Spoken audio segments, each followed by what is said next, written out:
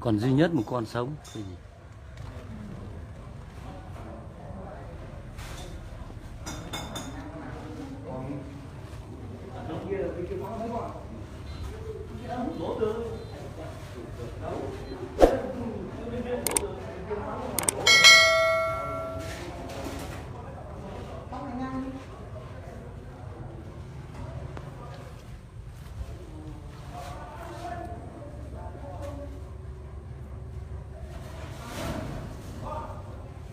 Sét đánh kinh, không còn con nào.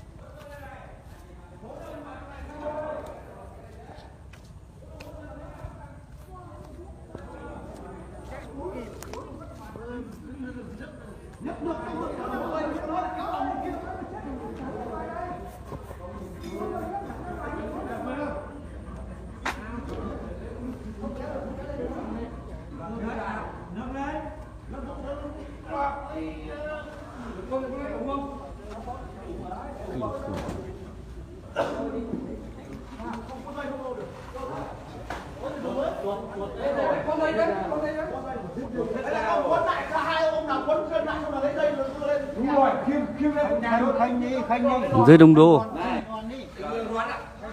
ngay đường Cao Thế này.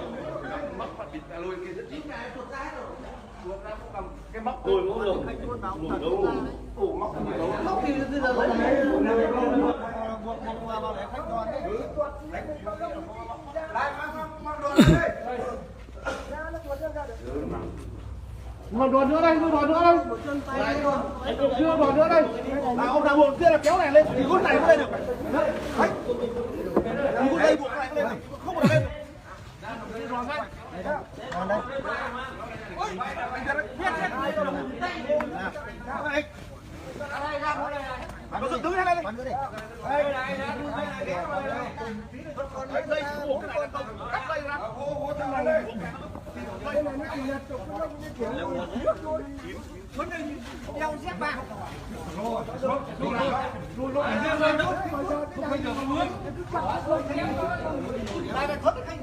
Cực thật.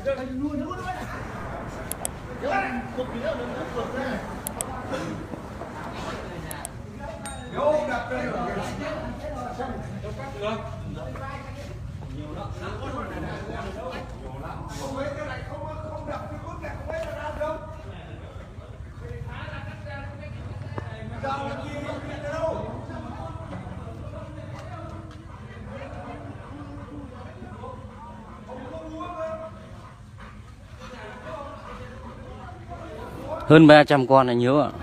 Kinh. Tận tạ 2 tạ rưỡi.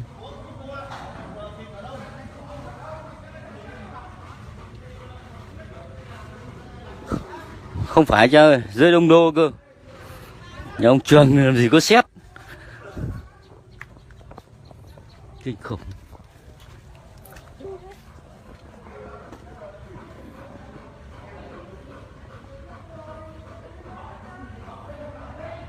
Chết hết.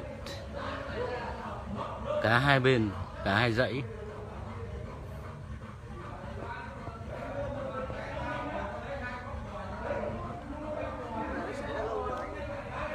Núc sét to đấy. Đấy. Còn duy nhất một con cá trại. Kinh khủng thật.